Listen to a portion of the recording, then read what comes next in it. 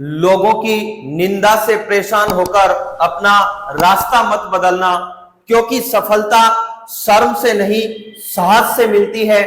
नमस्कार प्यारे साथियों, आपका होस्ट आपका दोस्त मनीष बोचीवाल एक बार फिर से आपका नए सेशन के अंदर पूरे जोश और जुनून के साथ हार्दिक स्वागत करता हूं।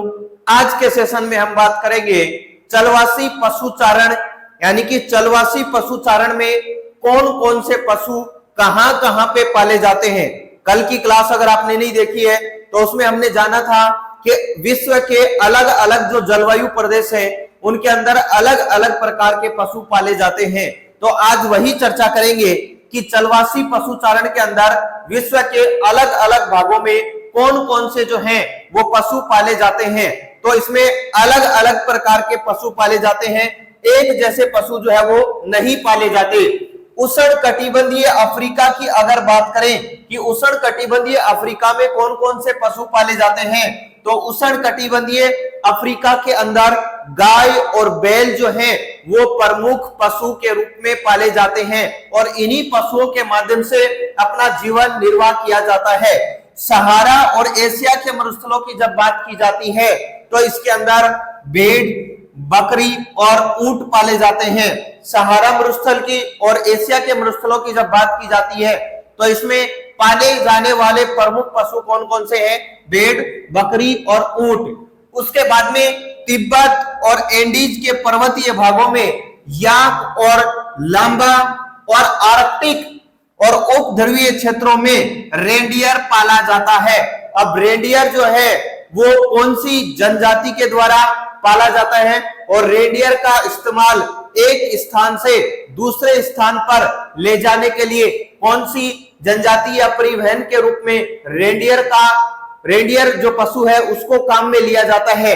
ये आप कमेंट करके बताएंगे कि ऐसी कौन सी जनजाति है जो रेंडियर को पालती है और रेंडियर के माध्यम से एक स्थान से दूसरे स्थान पर जो है वो परिवाहित होती है या फिर एक स्थान से दूसरे स्थान पे जाती है। और रेंडियर के पीछे जोड़ी जाने वाली जो गाड़ी होती है उसका नाम है स्लेज, और ये स्लेज गाड़ी भी जो है उसी जनजाति के द्वारा प्रयोग में लाई जाती है। तो उस जनजाति का नाम जो है वो आप कमेंट बॉक्स के अंदर जरूर से जरूर टाइप करेंगे। हम बात करते हैं चलवासी पशुचारण के क्षेत्र कौन कौन से हैं। तो चलवासी पशुचारण के 3 प्रमुख क्षेत्र हैं। जो चलवासी पशुचारण का जो काम किया जाता है वो विश्व के 3 भागों के अंदर किया जाता है। पहला है अफ्रीका के अटलांटिक तट से अरब प्रायद्वीपीय होते हुए मंगोलिया व चीन के मध्य तक, यानी कि ये पहला क्षेत्र है जहां पे चलवासी पशुचारण का काम किया जाता है।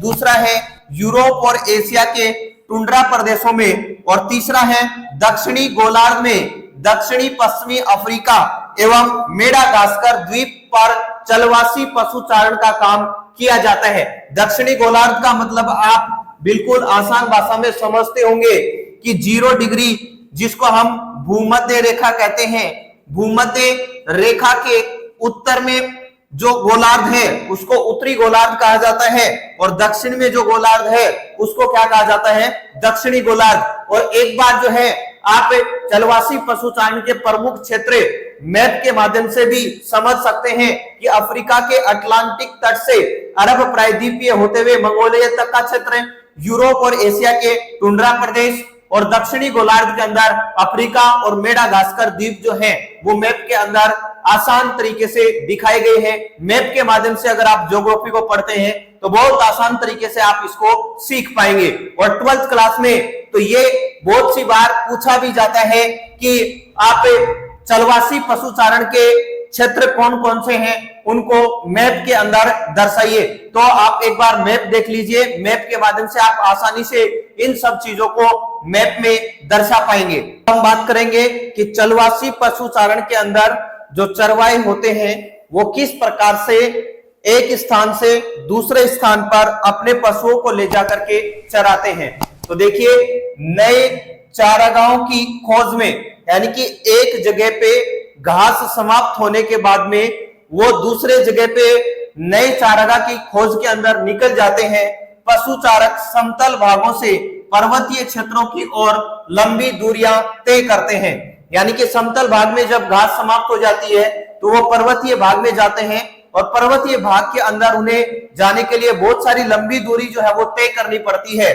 गर्मियों में मैदानी भाग से पर्वतीय चारागाह की ओर, यानी कि गर्मियों के मौसम की जब बात की जाती है तो गर्मियों के मौसम के अंदर मैदानी भाग से किसकी ओर जाते हैं? पर्वतीय भाग में। वहीं सर्द ऋतु के अंदर या शीत ऋतु के अंदर इसका उल्टा होता है कि पर्वतीय भाग से मैदानी भागों की ओर लौटते हैं, शीत में पर्वतीय भाग से मैदानी चारागाहों की ओर प्रवास करते हैं।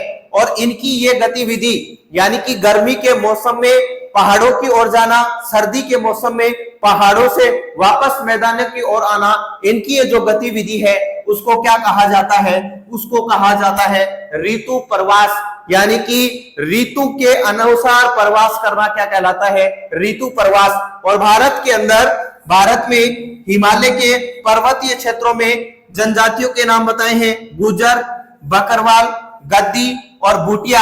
इस प्रकार की एक्टिविटी करते हैं, यानी कि हम कह सकते हैं ऋतु प्रवास इन लोगों के द्वारा किया जाता है। चलवासी पशु चारण की संख्या घटने के कारण, यानी कि चलवासी पशु चारण जो है इसकी संख्या घट रही है, इसके क्या कारण हो सकते हैं? तो इसके कारण है राजनीतिक सीमाओं का निर्धारण। जैसे एग्जाम्पल के तौर पे जब भारत आजाद नहीं हुआ था 1947 से पहले, 1947 से पहले ये लोग पाकिस्तान के एरिया के अंदर भी क्या कर सकते थे? पशुओं को चरा सकते थे। लेकिन जैसे ही राजनीतिक सीमाओं का निर्धारण हो गया तो इनके लिए चरवाहों का, या फिर हम कह सकते हैं जो पशु चारण का क्षेत्र है वो भी क्या है कि हमारे एरिया के अंदर ही रह गया, या फिर इनका जो एरिया है वो घट करके क्या रह गया? छोटा रह गया, जिसकी वजह से इनकी संख्या क्या हो गई? कम हो गई। दूसरा है नई बस्तियों की योजना बनाना, यानी कि जहां पे ये चलवासी पशु चारण का काम किया जाता था, जहां हमें घास के मैदान पाए जाते थे, वहां पे नई नई बस्तियों का जो है वो निर्माण होने लग गया, जिसकी वजह से चलवासी पशु चारकों की संख्या क्या हो गई? धीरे धीरे जो है वो घटने लग गई। ये थी हमारी चलवासी पशु चारण को लेकर के क्लास। और कल हम बात करेंगे वाणिज्य पशु चारण को लेकर के। और अगर आपको ये क्लास पसंद आई है तो बार बार वही बात बोलूंगा, चैनल को सब्सक्राइब कर लो, बेल आइकन को दबा लो, ताकि जैसे ही क्लास डले तो सबसे पहले नोटिफिकेशन आपके पास आए। फिर मिलेंगे एक नेक्स्ट क्लास के अंदर, तब तक के लिए जय हिंद, जय भारत।